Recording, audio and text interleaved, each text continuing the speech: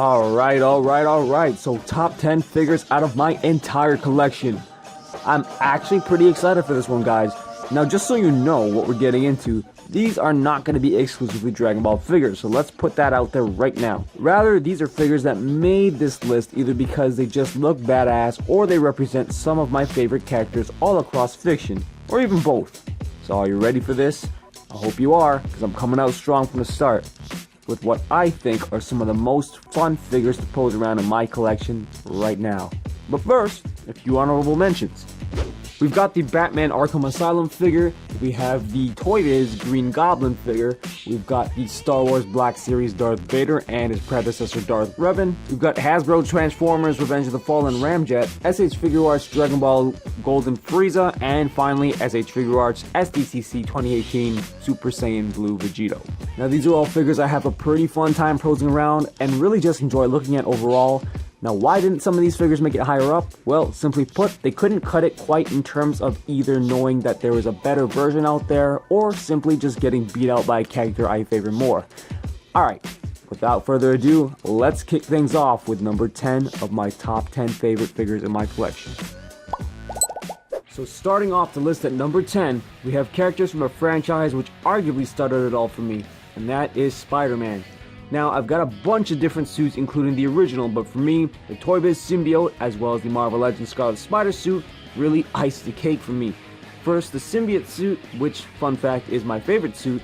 I just love it so much more than its newer, much less shaded counterparts.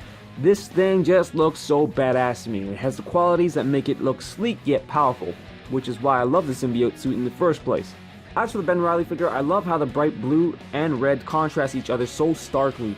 Even the suit I use the most to play the PS4 Spider-Man game. The large McFarlane-esque eyes really draw me to the figure as well. And lastly, that hoodie is just awesome, man. Anyone know where I can get one of those? All in all, these two are my go-to Spider-Man figures at the moment, and a solid start to my top 10 favorite figure list if I do say so myself. Alright, so coming in at number 9 is SH Figuarts Perfect Cell, and the original at that. If you watched my top 5 favorite Dragon Ball figure art, you'd at least know why I have him on here. If you didn't, well, for one, go check that out. But in a nutshell, his sculpt is vastly different from any of the other characters in the line, and despite some issues with his joints here and there, he came with some decent accessories in the form of a Kamehameha, as well as a ground effect piece, and it really just represents the character on an otherworldly level. At the end of the day, he's a really fun figure to pose around, and adds a real punch to any display worthy of the internet. Alright, so coming in at number 8, we have the Star Wars Black Series Darth Maul, who is, in my humble opinion, one of the most badass Sith Lords ever. Not the most badass though, because I have to give that title to Darth Malgus, but still badass nonetheless. I actually picked up this figure on a trip across the border to Buffalo a few years ago, not knowing that it would be as hard as it is to find. So you can bet that when I found out that, I was even happier to have this figure. I think it does a real fine job capturing Darth Maul's likeness and the character overall. Of course, he gets beat out by Hot Toys, etc., but this guy still has a ton of articulation, comes with a few accessories, and really at the end of the day, kicks the Black Series Kenobi's butt, despite whatever happened in canon. And anytime a figure includes more than one type of material on it, it's a big plus for me, which is the case with Maul here. Alright, so if you've never seen Dragon Ball and you've stumbled upon this video and you don't know who Majin Vegeta is, you're doing yourself a disservice. Seriously, and the same goes for if you're a Dragon Ball fan and collect the line and you don't have this figure in your collection. Obviously, SH Figuarts brings with it a crap ton of articulation and detail, so it really is no surprise again why we see another one of those figures on this list.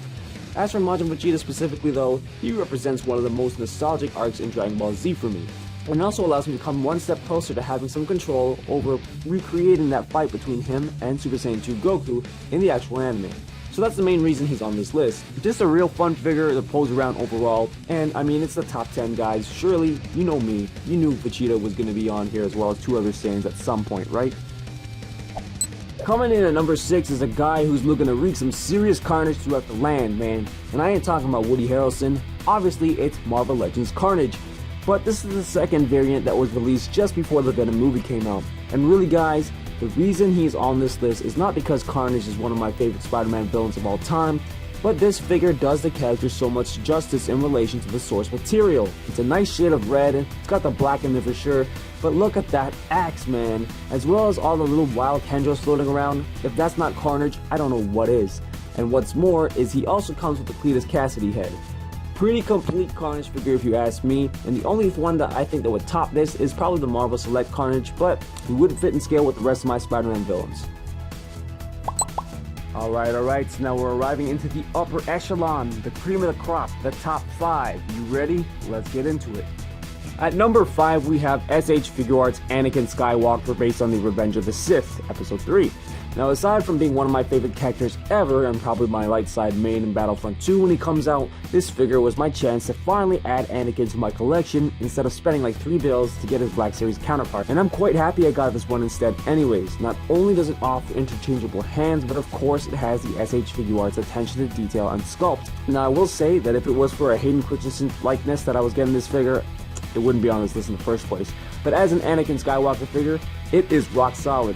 I can't wait to get my hands on Count Dooku so I can have someone to pair this guy with, but it's also my first foray into the Star Wars SH Figuarts section, and it's really piqued my interest.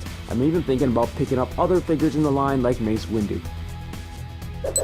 Alright, so at number 4 we got Super Saiyan 3 Goku from, of course, SH Figuarts. Now if you checked out my top 5 SH Figuarts Dragon Ball Figuarts figures already, then you know this guy was bound to be on here because at the moment he's my favorite Goku figure. And with good reason. It's Super Saiyan 3, people. It don't get more badass than this in terms of Super Saiyan transformations, with maybe Super Saiyan 4, but that's non-existent right now in the line. But what else can I say? They got this character down to a T, especially in this form. And they also made it so that it can actually stand up in some pretty complex poses despite the wacky massive hair. And I really love the fact that, it still came with the halo, it's translucent, removable. Didn't come with an aura effect like the original, but it is leagues, hands down, better than the original in terms of the actual paint apps, sculpt, and just overall presentation of the figure. Coming in at number 3, we have the Marvel Select Venom. Honestly guys, this figure is the figure that started it all for me. I had Spider-Man figures in the past, but one day I wanted to make a stop motion video and I needed something with way more articulation and options. So upon surfing the web, as one does, I came across this figure. Next thing you know, I bolted to my local comic book shop and picked this guy up. And man, was I ever blown away. I had no idea figures like this even existed. The level of detail on this thing is crazy, maddening even. Which, speaking of maddening, he comes with a decent amount of accessories as well. Not only do I feel like this is probably the definitive Venom figure to have, but as you can see by its placement on this list, I feel like it's one of my most figures and it really holds a lot of sentimental value to me. So, coming in near the top figure on this list, we have D-Art's Charizard. Need I say more, guys? I'm a 90s kid. Growing up in the 90s, you know two things. Games you wanted to rent from Blockbuster would probably never be there, and Charizard was lit. This thing packs a crap ton of nostalgia every time I see it. Did I mention this is probably the definitive Charizard figure, like, ever? From everything from its paint apps to its sculpt, it's masterful, man. And now, believe it or not, I actually got a base set Charizard in my 3rd booster pack ever. I remember it clearly. It had Venusaur on the front of this pack, and at the time, no one believed me because Pokemon cards were banned from school, and they thought you could only pull Charizards from Charizard packs. Then I made the mistake of showing it to my cousin from Maryland who was visiting. Next thing I knew, it was gone. He denies it to this day, but I think we all knew where it went, right? Anyway, this figure right here is my salvation, and I hope I never have to part ways with it. Alright, so number 1, I think, was going to be pretty obvious for you guys who have been familiar with the channel for quite some time, and it's SH Figuarts SDCC 2018's Broly. This is my favorite character in the Dragon Ball franchise. You already knew that. If you're new to the channel, now you know. And I don't have to explain to you why that is. And with that, it's pretty self-explanatory why this figure is at the top of the list the way it is. It's the best representation of the character to date, and it just takes the cake, blows the other 2 versions away in my opinion. Flawless paint sculpt and articulation for the sheer size of the figure, and it's just on point. Need I say more, guys? And I mean, choosing top 10 out of my entire collection was not easy by any means. I have a whole bunch of figures I really love, but I'm here to hear you guys' thoughts. What are your top 10 figures in your collection? You know where I'm going with this? Let me know in the comments down below. You know what I always say, may the best of your todays be the worst of your tomorrows. Peace.